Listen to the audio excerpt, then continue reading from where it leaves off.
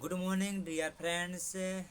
Today in this video we are going to discuss dosage form, type of dosage form, effect of dosage form, and importance of dosage form. तो आज की video में हम बात करने वाले हैं कि डोजेज फॉर्म क्या होते हैं, कितनी प्रकार के होते हैं और क्या इनका महत्व होता है और इनको क्लासिफाइड क्यों किया गया है। तो doses form can be classified in various वे, यानी कि डोजेस फॉर्म को नेचर के अकॉर्डिंग डिवाइड किया गया है।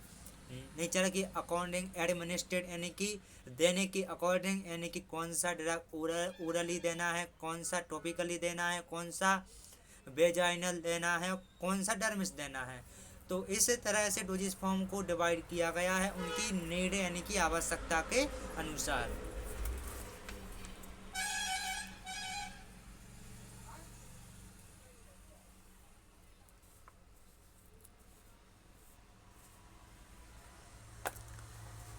दोस्तों, डोजेस फॉर्म का यूज हम इंटरनली भी कहते हैं और एक्सटर्नली भी कहते हैं, यानी कि डोजेस फॉर्म अपन एक्सटर्नल यूज करते हैं और इंटरनल का मतलब अंदर जो अपन ओरली मुंह के द्वारा खा रहे हैं तो उसको ओरली करते हैं, यानी कि इंटरनल।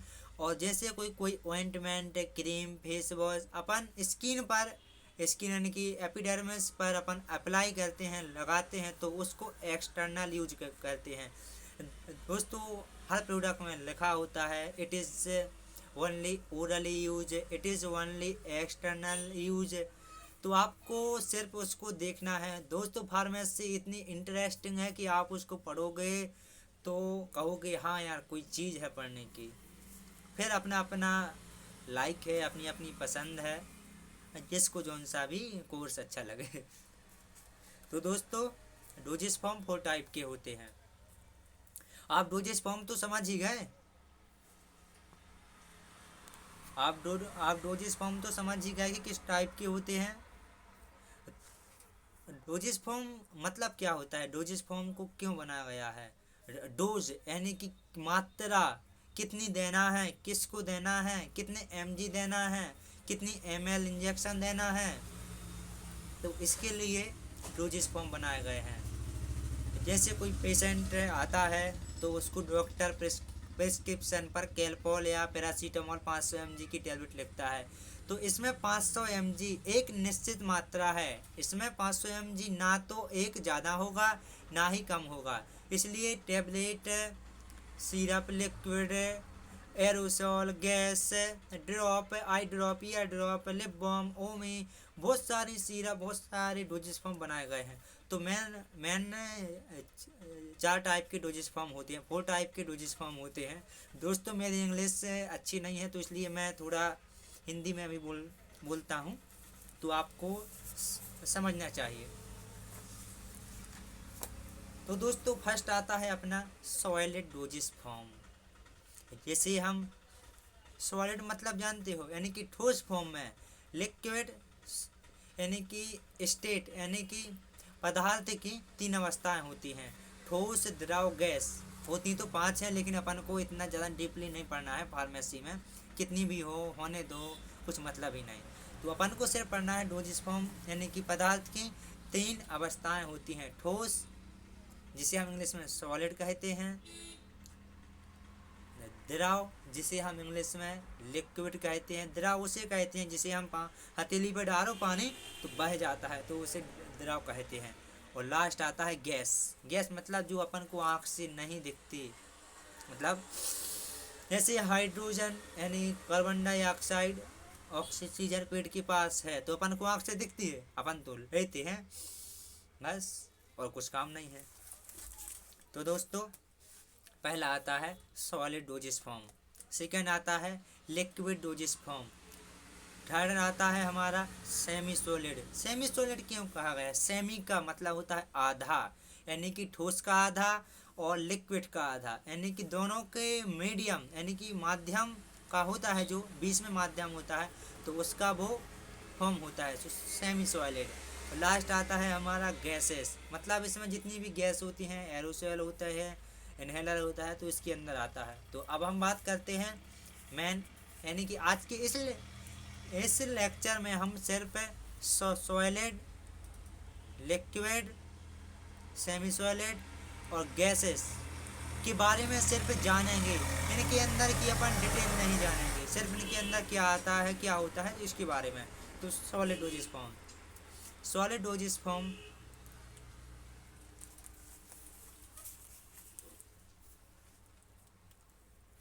इसके अंदर आता है ठोस चीज, यानी कि कौन कौन सी होती है। तो दोस्तों सॉलिड के अंदर अपना आ जाता है टैबलेट, पाउडर, सैचेट आता है, उसमें पाउडर होता है, कैप्सूल। दोस्तों कैप्सूल भी अपने सॉलिड डोजेस फॉर्म में आते हैं क्योंकि वो हार्ड होते हैं। कुछ होते हैं तो इनके 2 टाइप के कैप्सूल होते हैं, जो सॉफ्ट जेलेटिन कैप्सूल होते हैं और हार्ड जेलेटिन में होते हैं। तो दोस्तों हम आपको बताएं, हमने पहले बात करी टैबलेट मान के चलो पैरासीटामोल टैबलेट है। तो paracetamol tablet is a unit solid doses form, यानी कि इसके अंदर यूनिट क्यों कहा गया है, यूनिट मतलब निश्चित मात्रा, यानी कि पैरासीटामोल 500 mg का है तो इसमें 500 mg ही होगा, ना कि 450 ना कि 550, इसलिए इसे यूनिट कहते हैं। इसके बाद आता है हमारा पाउडर। तो दोस्तों ये स्पोलैक है, इसका यूज है अपना एब्डोमिनल पेन होता है, तो आगे हम लेक्चर में आपको बताएंगे कि इनका यूज क्या है, उसमें इसका यूज करते हैं।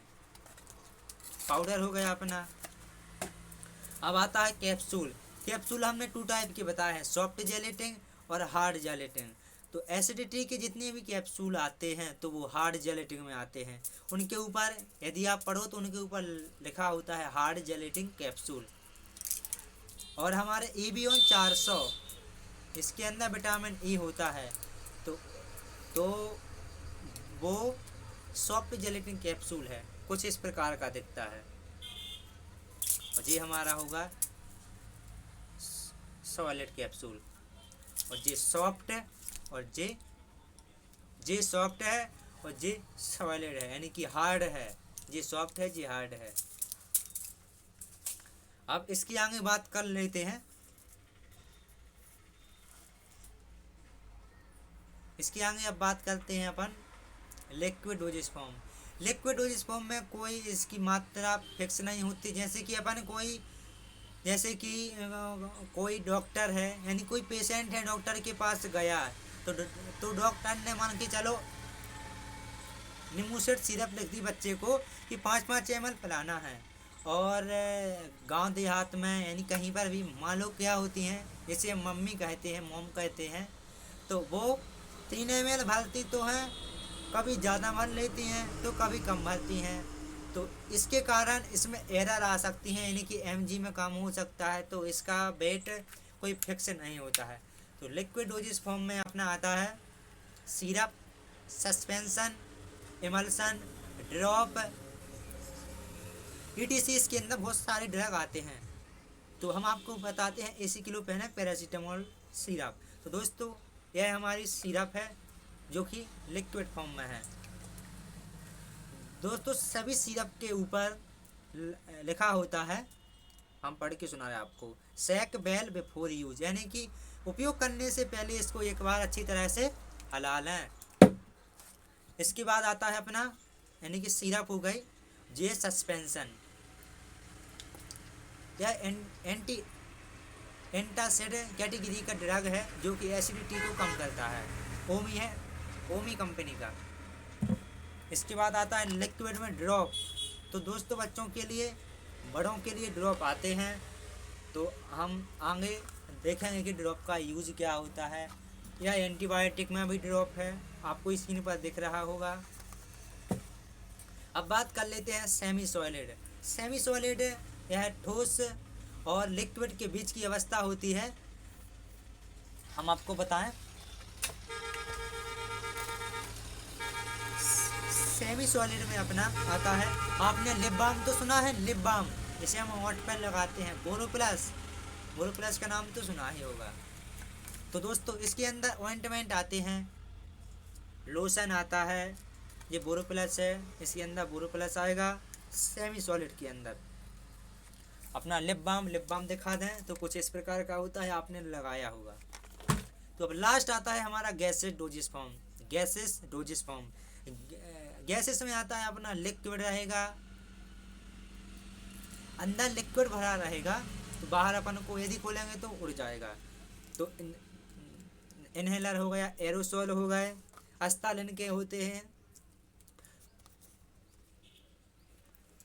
तो दोस्तों आज के वीडियो में हमने आपको डोजेस फॉर्म के बारे में बताया कि डोजेस फॉर्म होते क्या हैं, डोजेस फॉर्म कितने टाइप के होते हैं, उनका यूज कैसे कहते हैं, कौन सा कब दिया जाता है। तो धीरे धीरे आपको हम पूरी तरह से सिखा देंगे कि कौन सा ड्रग है, किस चीज़ पर यूज होता है, कौन सी डिसीज़ को रिमूव करने के लिए, ट्रीटमेंट करने के लिए।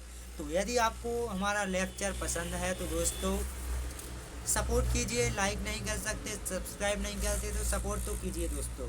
इसलिए जितनी भी यूट्यूब पर वीडियो बनाते हैं तो उनके टाइम बर्बाद होता है, हर चीज़ में आप समझ सकते हो।